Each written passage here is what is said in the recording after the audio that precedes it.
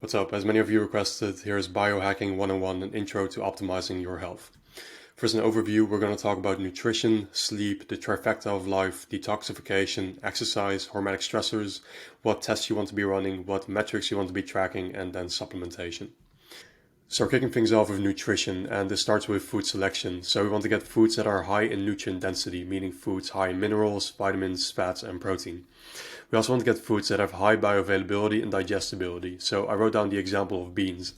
Beans have quite a lot of protein, but if you look at them in actuality, first of all, they cause a lot of gas in a lot of people, and then they also have a low PDCAS score, meaning that the amino acid profile or the building blocks of protein in the beans are completely different from what we need as humans.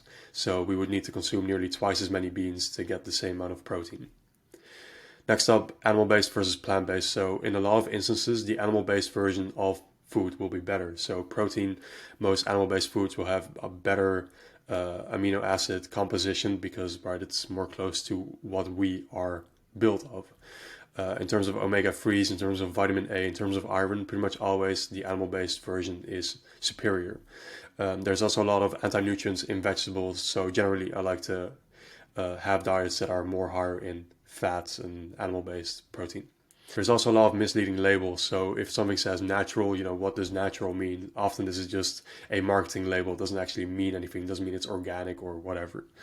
Pasteurization is a problem. I highly recommend you to just eat raw dairy where possible.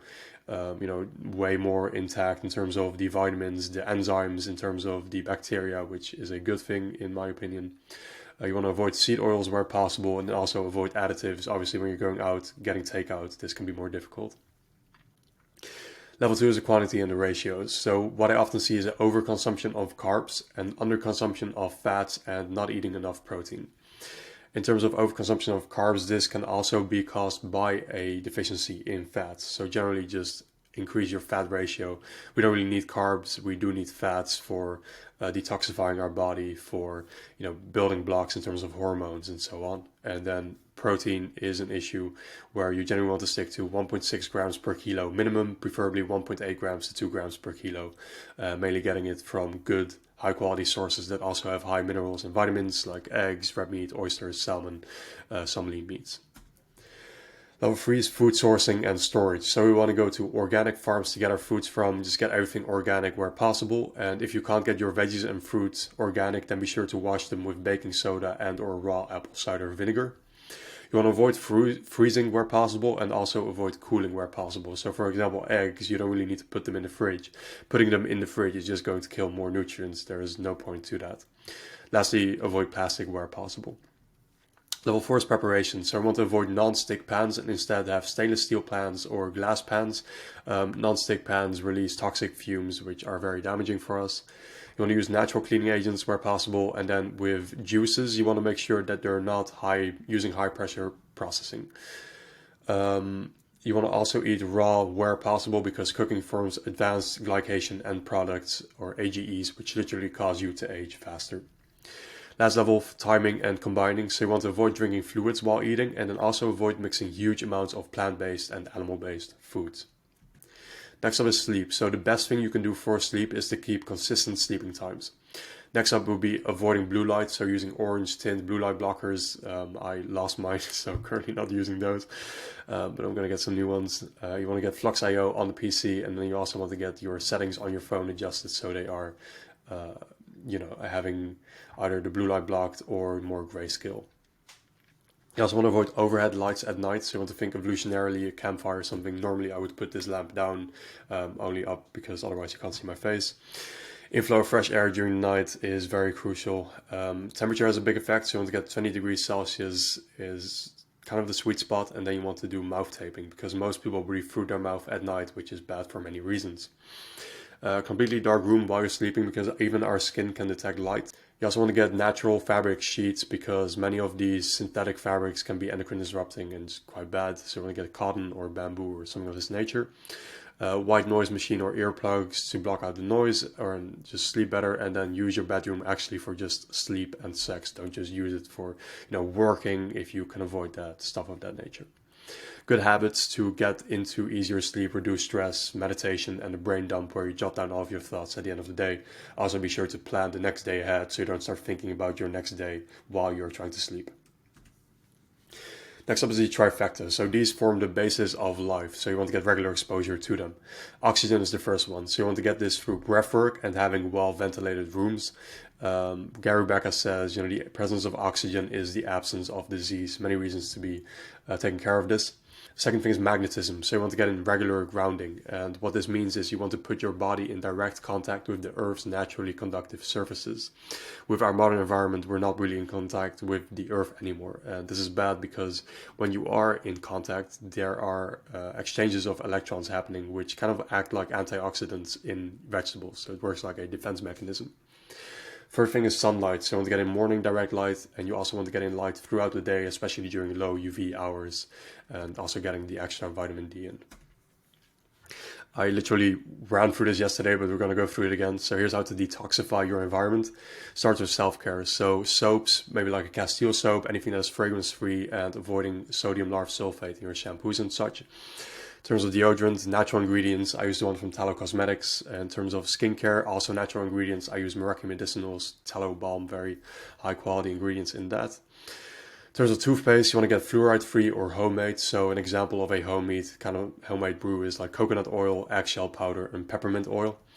Detergents, you want to get vinegar or another natural alternative. And then sunscreen, you want to mostly avoid that in the first place, but when you're under heavy exposure, just block the sun from hitting your skin as much as possible with clothing. And then for the sunscreen, use a mineral-based one and avoid oxybenzone.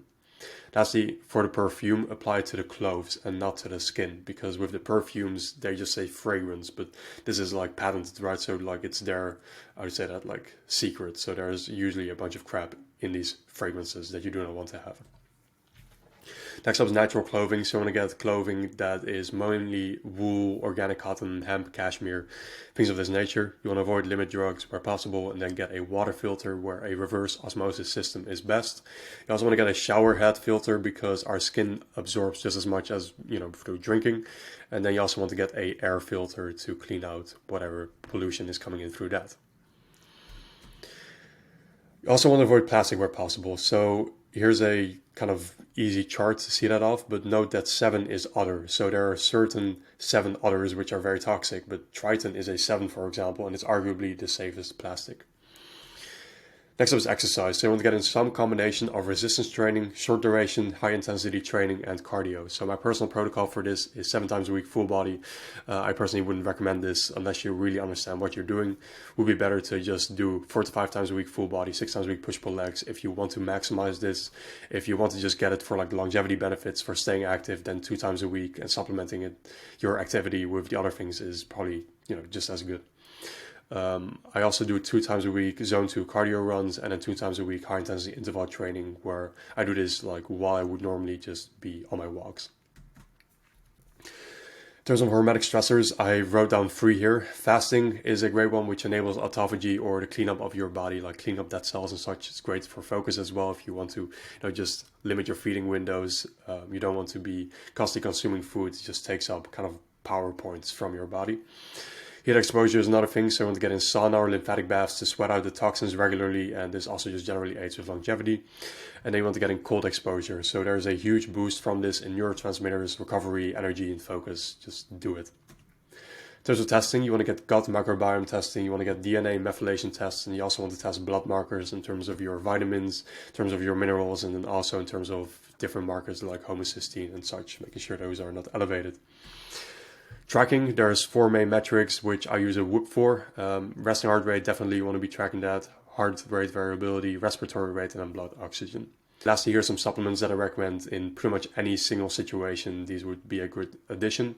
First up is organ capsules. So organ meat is extremely healthy, also very affordable in most places if you want to just eat it and you like the taste. But for me, it tastes gross. So luckily, we can take them in a capsule form, which is also a far superior base supplement than something like a multivitamin.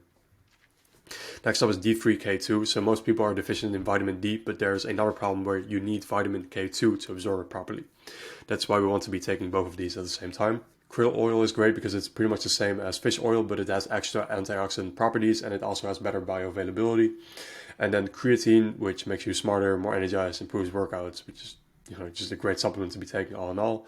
And then lastly, collagen and glycine, which are good for longevity, aiding muscle recovery, joint health, gut wellness, and also skin health.